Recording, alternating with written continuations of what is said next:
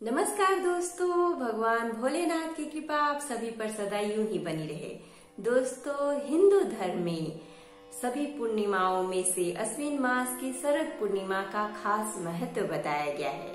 शारदीय नवरात्र के खत्म होने के बाद अश्विन मास के शुक्ल पक्ष की पूर्णिमा तिथि को शारदीय पूर्णिमा मनाई जा रही है। इस दिन माता लक्ष्मी की विशेष कृपा प्राप्त करने के लिए भक्तजन उनकी पूजा बड़े ही विधि विधान के साथ करते हैं। दोस्तों, शारदीय पूर्णिमा इस साल यानी कि 2022 में अश्विन मास यानी कि अक्टूबर के महीने में 9 अक्टूबर दिन रविवार को सभी भक्तजन मना रहे हैं। इस दिन माता लक्ष्मी की विशेष कृपा प्राप्त करने के लिए भक्तजन विधि विधान के साथ शरद पूर्णिमा का त्योहार मनाते हैं। माना जाता है कि इसी दिन माता लक्ष्मी धरती पर आई थी, इसीलिए उनकी कृपा प्राप्त करने के लिए सभी भक्तजन उनकी आराधना बड़े ही भक्ति भाव से करते हैं।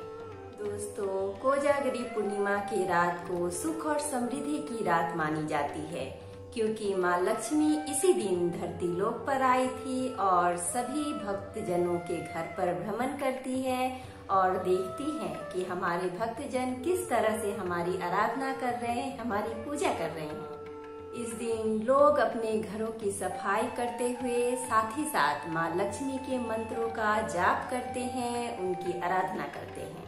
दोस्तों, ऐसी मान्यता है कि जिस घर में सजावट होती है, साफ सफाई होती है और रात भर जागरण करके माँ लक्ष्मी की पूजा आराधना की जाती है, वहाँ माँ लक्ष्मी का वास अवश्य होता है। माँ लक्ष्मी वही निवास करती हैं। माँ लक्ष्मी अपने भक्तजनों पर अपनी विशेष कृपा प्रदान करते हुए उन्हें सुख और समृद्धि, ऐशो आराम की जिंदगी प्रदान करती हैं।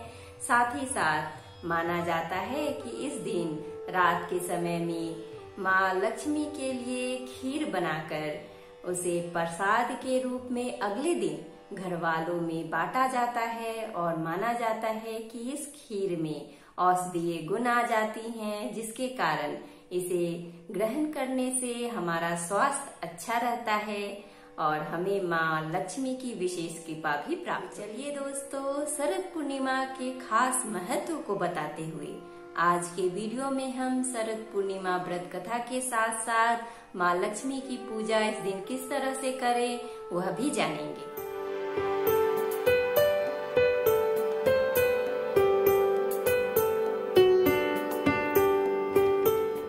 नमस्कार दोस्तों, मैं शिल्पी आप सभी का तहे दिल से स्वागत करती हूँ अपने YouTube चैनल कथा कहानी शिल्पी की जुबानी में। दोस्तों, इस चैनल के माध्यम से मैं आप सभी को हर तरह की कथा और कहानी सुनाऊंगी। अगर आपको मेरी तरह कथा और कहानी सुनना पसंद है तो प्लीज हमारे चैनल कथा कहानी शिल्पी की जुबानी को सब्सक्राइब कर लीजिए। और हाँ दोस्तों, अगर आपकी भी कोई कथा है और कोई कहानी है जिसे आपको मेरी जुबानी सुननी है तो हमें कमेंट बॉक्स में कमेंट करके जरूर बताइएगा। तो चलिए दोस्तों, बैठे बैठे क्या करें, करना है कुछ काम। सुनते हैं आज की कोजागरी पूर्णिमा की व्रत कथा, पूजा विधि और इस दिन किस तरह माँ लक्ष्मी की पूजा करें कि उनकी विशेष कृपा हमें प्राप्त हो।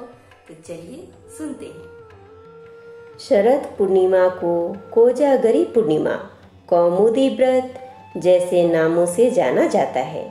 ऐसा कहा जाता है कि इस दिन माँ लक्ष्मी का जन्म हुआ था, इसीलिए देश के कई हिस्सों में इस दिन माँ लक्ष्मी की पूजा अर्चना की जाती है। इस तिथि को धनदायक माना जाता है।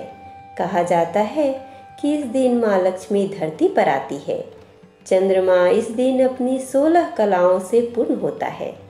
ऐसा कहा जाता है कि इस दिन चंद्रमा की किरणों से अमृत का बरसात होती है। आइए अब हम शरद पूर्णिमा की कथा सुनते हैं। हर महीने में पड़ने वाली पूर्णिमा तिथि पर व्रत करने से भगवान विष्णु और माँ लक्ष्मी की विशेष कृपा प्राप्त होती है।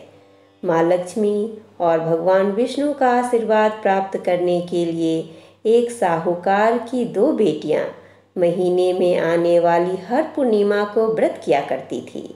इन दोनों बेटियों में बड़ी बेटी पूर्णिमा का व्रत पूरे विधि विधान से किया करती थी, जबकि छोटी बेटी व्रत तो करती थी, लेकिन नियमों में उस तरह से पालन नहीं करती थी।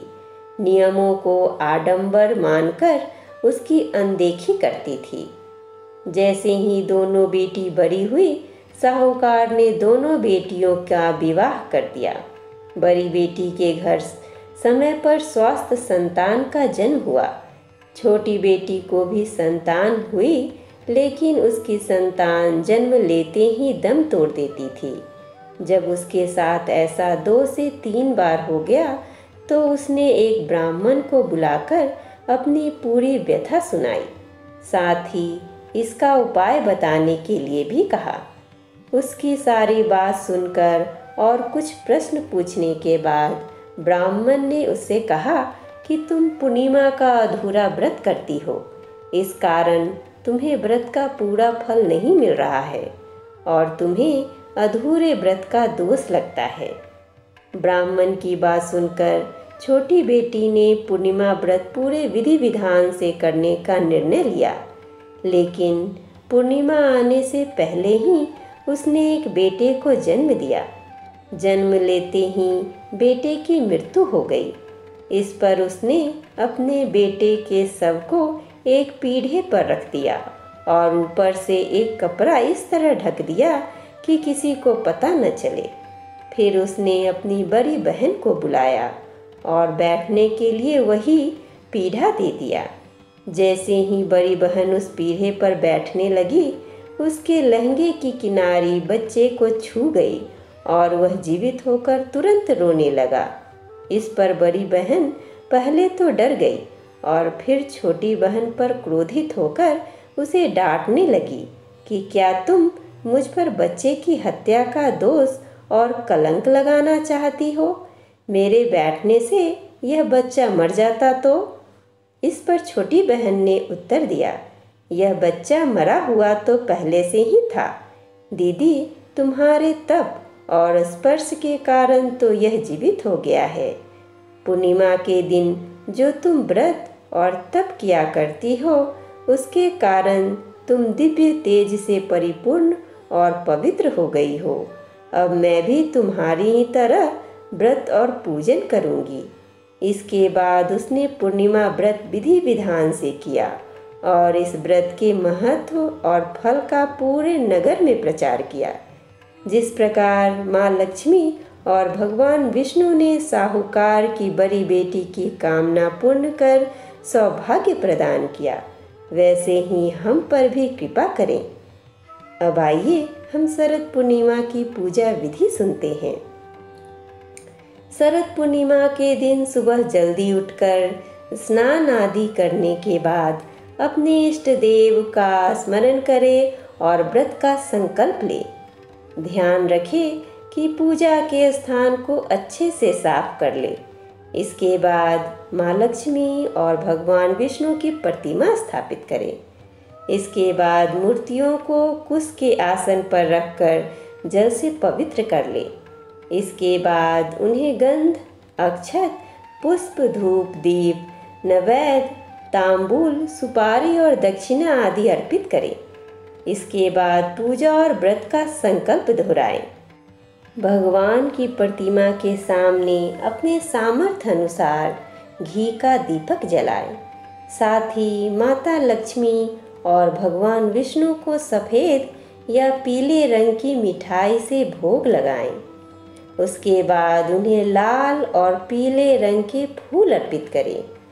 शाम के समय चंद्रमा निकलने पर मिट्टी के 100 दिए या अपनी सामर्थ्य के अनुसार दिए गाय के शुद्ध घी से जलाएं।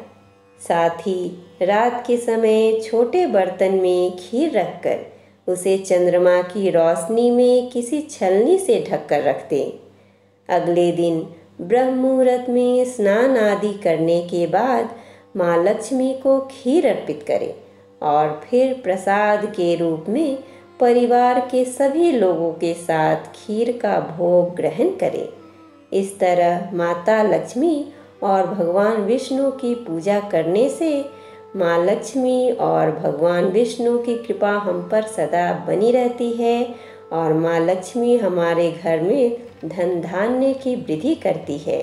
साथ ही साथ भगवान विष्णु की कृपा हमें प्राप्त होती है और हमारा जीवन सुखमय बन जाता है।